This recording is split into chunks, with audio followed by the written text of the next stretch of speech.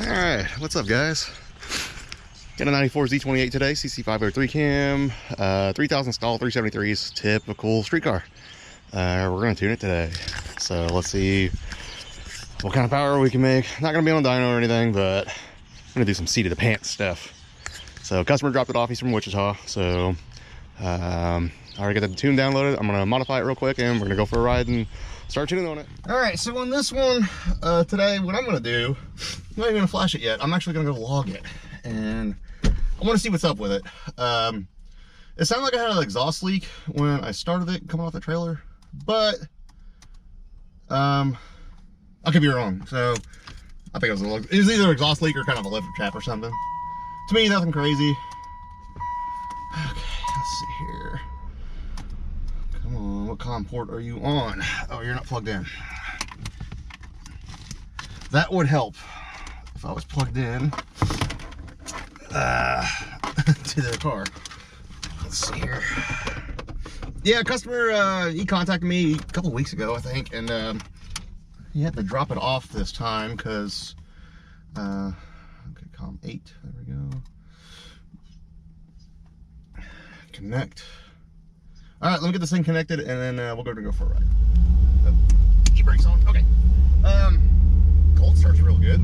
That's kind of expected with an LT1. Said I had a shift kit in it, so I kind of wanted to see how it shifted. Oh man, this is gonna be aggravating. You don't have one of those things. Okay, there we go. All right, oh man, that's way more aggravating. Jeez Louise. Okay, so he said he had a shift kit in it. It kind of felt a little shift kitty right there.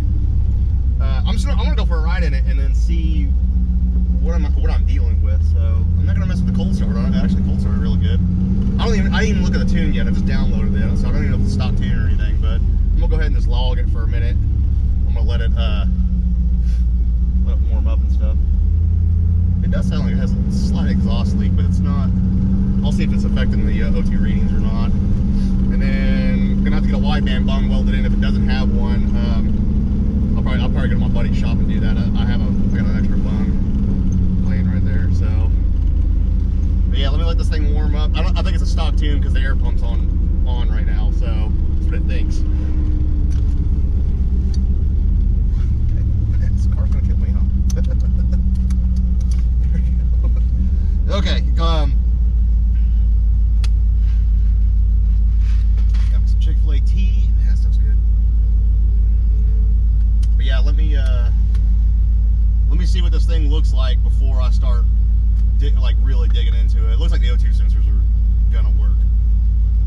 It looks like it's rich, like super rich right now. No codes yet, so it's still stone cold. Let's see, 105 degrees. Timing's way down, but I think it's, like I said, I think it's stock. Kind of pushing through the converter a little bit, it feels like, so we'll get this thing all squared away. I have one of those like little chips that you buy from eBay plugged into the air intake temp sensor. Don't ever buy one of those. Like, they're just garbage. It just kind of, it grounds out the air intake temp sensor and it messes with the fuel trim so bad it's not even worth it. So just get a real tune. Yeah, I don't think he put it on there. I even messaged him. I said, hey man, I'm gonna take this off. And he said, yeah, it probably doesn't work anyway. I was like, yeah, it doesn't. So let me get this thing warmed up and I'll be right back. All right, so this thing definitely has a shift kit in it. Like, oh my god, it shifted hard in second. Like when I kind of got on about half throttle, and it hit pretty hard. So I might not. I don't think I'm gonna mess with the shift pressures on the 1-2 shift. The 2-3 I will, but it does sound like it has like exhaust leak. I'm gonna check that out. I'm gonna pull over. It's not affecting the fuel trims. It doesn't sound like it is, but yeah, I can definitely hear it. You might hear it on video. Still haven't flashed it yet. I'm really just checking to see how the O2 sensors are working and stuff, and they're working, so that's fine. Good deal, Lucille. All right, everything else is working too. Map sensor, MAF, all that stuff.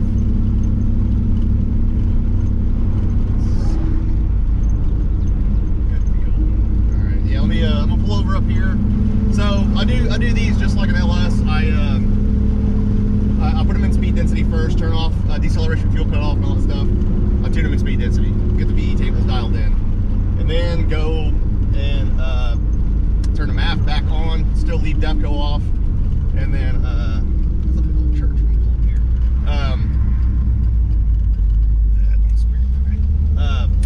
And then tune the math tables. The LT1s, they do run off the math primarily when they're both hooked up like that, but they do reference each other, but it does run primarily off the math. It's just a blended system. It's not like the LSs where they the math takes over after 4 grand, but they're blended down low. I don't think that. Either way, you gotta tune both of them separately, just like an LS. So let me get this thing flashed in speed density, and let me check that exhaust leak too.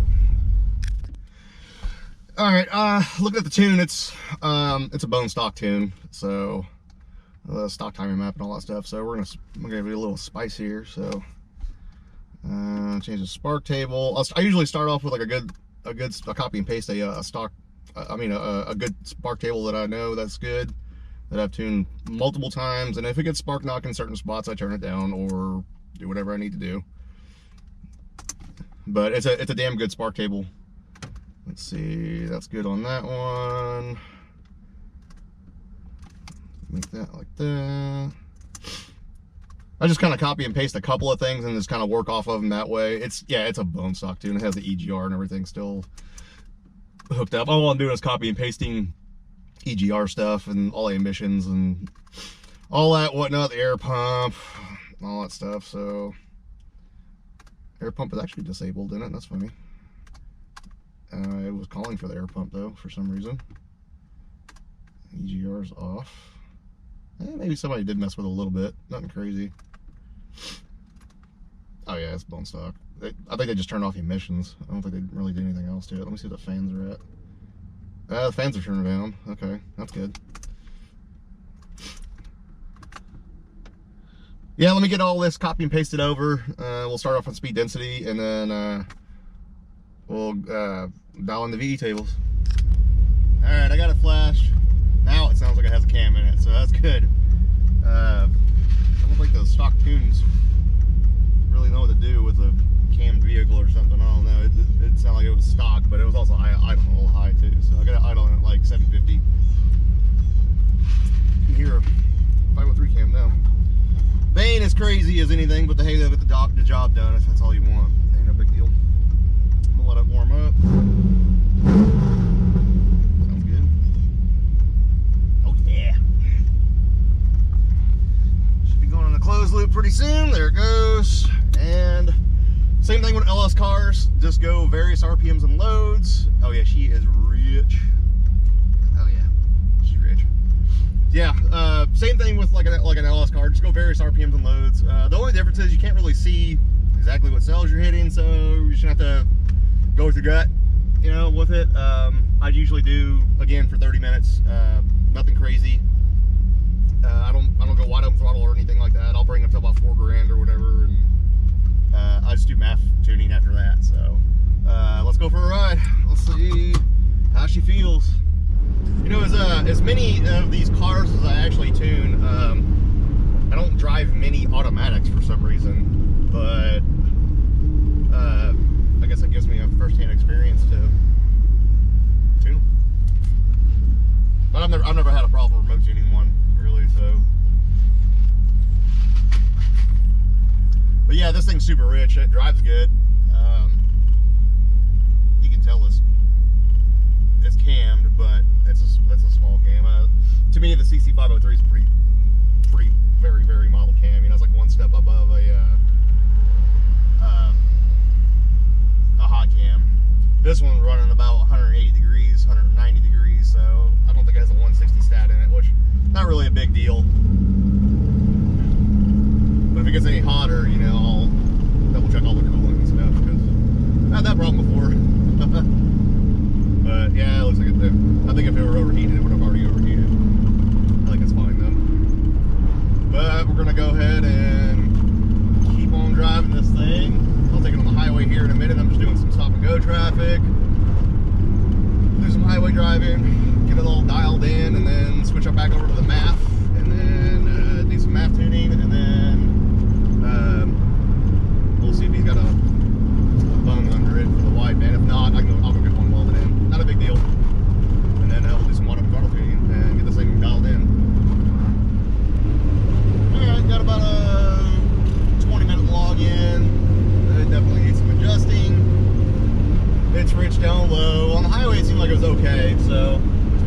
50%. It's got a little pinging underload around 2 to 2,500, so I'm gonna knock that timing down just a tad, and then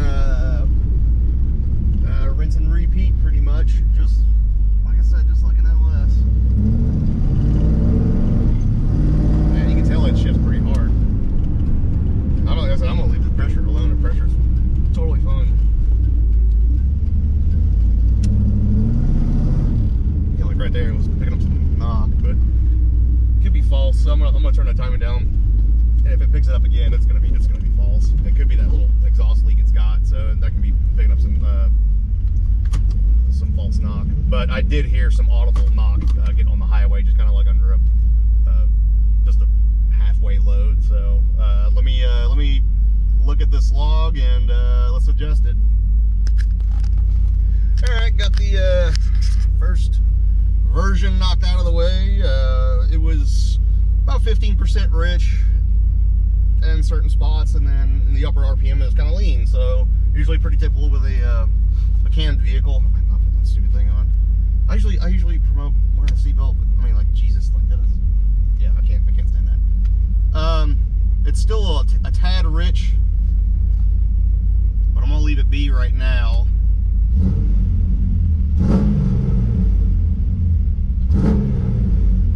Very responsive. Good deal.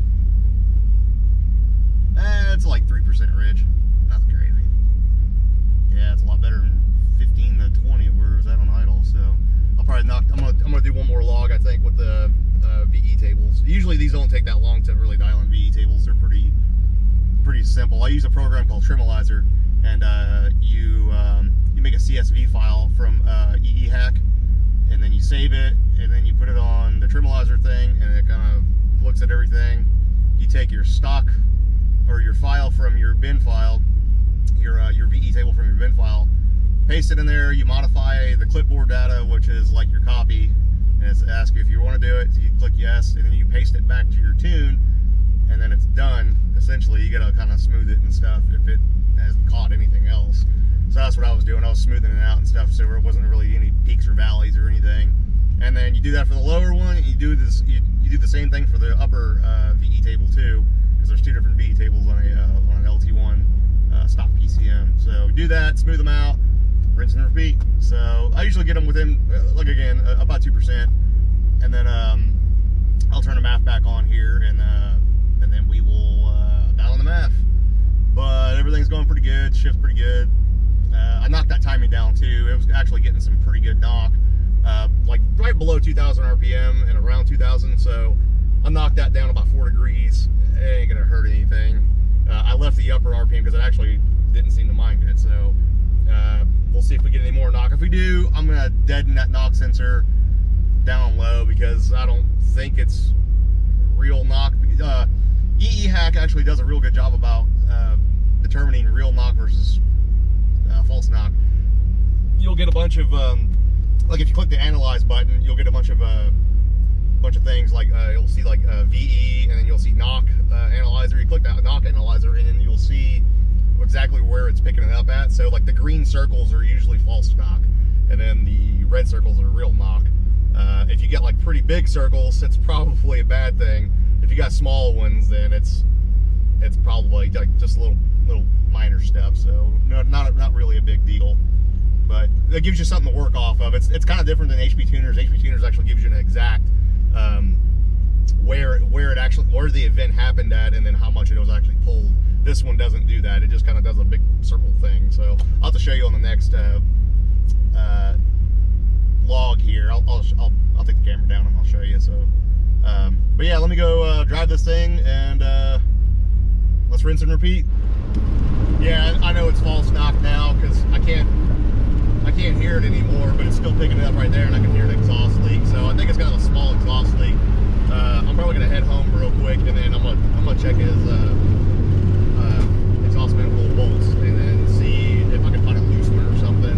If not, I'm just gonna deaden that knock sensor right there at an RPM, and then it should be okay. It's not, like I said, I can't hear it, and I know the timing's plenty safe, so it can't be a real knock. So you can't feel it. can't really feel it full on knock because I actually have it turned down quite a bit right there, but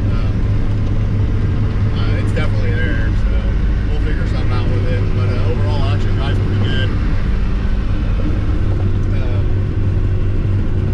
Not too shabby. I think it needs more of a converter. I'm never happy with the converter, so I like 3500 stall converters on a race car or a street car. You know, I just think they're just way better. I don't care what kind of cam you got, especially in a modern. I say this is a modern vehicle. This was a modern fuel injection vehicle. Anything around 3,000 RPM and below, you're really wasting your time. I would definitely always put like a 3500 or something in it. This one seems to kind of like it, so I'm sure it's not a bad vehicle. The customer did state that it did run a 1320 before I got a hold of it, so 1320 on a stock tune is not too shabby. So it probably touched 12s now once I dial in the fueling and stuff. So yeah, let me bring this thing back home and I'm gonna check for an exhaust leak. All right, I got the MAF turned back on. VE tables are pretty much dialed in, so they're within 1%, so not bad. It is an exhaust leak. I can definitely hear it, and put my hand back there and feel it. It looks like the gasket's blown out a little bit, so not a big deal. This is causing some false knock, which I'm probably gonna zero it out right there because it's not getting real knock right there. So I'm gonna leave it on above 2,000 RPM or 2,500 RPM now, but below that it ain't getting any knock. You can tell it ain't. I can barely hear it right there now, but it's all right. It's all good. But let's go dial this MAF in real quick. Usually this doesn't take that long on these cars either.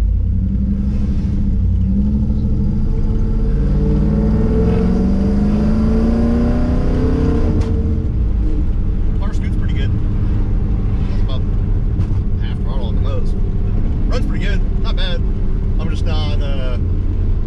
I personally think it's too small of a cam, but you know, hey, with COVID and everything, man, it really screwed up the getting cams and stuff, man. Like you can't find one, so I mean, you just gotta get what you get. Don't throw a fit, I guess. But the CC503 is not a bad cam. It's just kind of small. You know, there's a lot better cams out there. But hey, again, if that's what you want, that's what you want. It's not a big deal to me. Not a bad cam, better than a hot cam. So yeah, everything's going pretty good. Let me dial in this MAF. It looks like it's about 7% rich at idle. Not shabby. I turned the idle down some more too by 50 RPM, so it seems to like 700 RPM idles. I could probably go a little bit lower actually on it, but we'll see how it does. I kind of go off the vacuum and everything of the engine, see what it likes. Alright, I'm gonna head home. I'm gonna get this thing up on ramps and see if it's got a wideband bung on it. And then we're gonna do some hits with it. I don't think it'll take that much to dial it in. So overall it runs pretty good. Trans shifts pretty good and everything. So if it doesn't have a bung in it, I'm gonna have to go get one welded in. So not a big deal. Or hell, I might actually buy a welder today because I'm kind of tired of going to an exhaust shop and waiting on the guy. It's snow. I mean, it ain't nothing, just drill a hole and weld the bung in. Nothing crazy. Might go to Harbor Freight today. It's my favorite store. Anyway, yeah, let me head home real quick. Everything else looks great. Like the map's dialed in, the VE tables are all dialed in, trans shift's really good. So, yeah, the pedal speedometer works really good. It's dead nuts on now. So, yeah, let's get this thing home and get it up on some ramps and see what we got. Well, that was easy. That was cool. So I'll just swing by my buddy Ross's shop. He owns an exhaust shop here in Owasso, and I was like, hey, you don't have anybody on the rack real quick? You know, let me just pull in there real quick and slide in there and see if it's got a bung on it. No, I didn't have a bung, so charged for 20 bucks. Not a big deal. Gave him 30, so I was like, man, that's a big help for me. So let's go home, put the wideband on this thing, get it all hooked up, and let's see what it does at wide open throttle. I got a feeling it's gonna be a little rich, but hey, it's better than lean. But yeah, I think that's the last portion of this video. Actually, is just gonna do some modern throttle stuff. So let's just see how it does. I'm pretty excited for this one. It seems like it's peppy, man. It runs pretty good.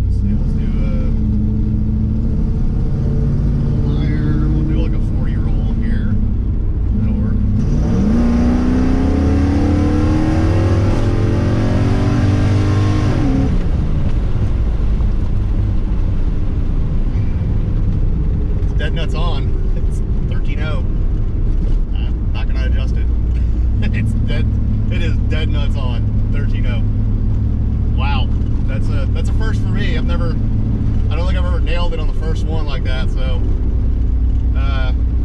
it's pretty good. I think we're done. I think we're done tuning on it, so I'm gonna make sure it does a good 2-3 shift. So I'm logging it. I'm gonna check this log real quick, and then I'm gonna do a 1, 2, and 3 shift to make sure it shifts good, and then I'm gonna be done with it. And contact the customer, tell them to come pick it up. All right, let's make a little 1, 2, 3 hit. You guys never had this view before, so let's just have a little fun with it.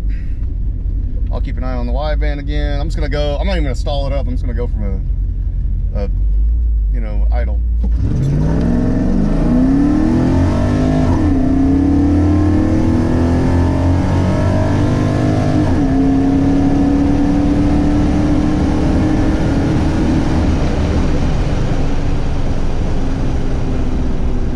Runs good. Brakes are a little shaky.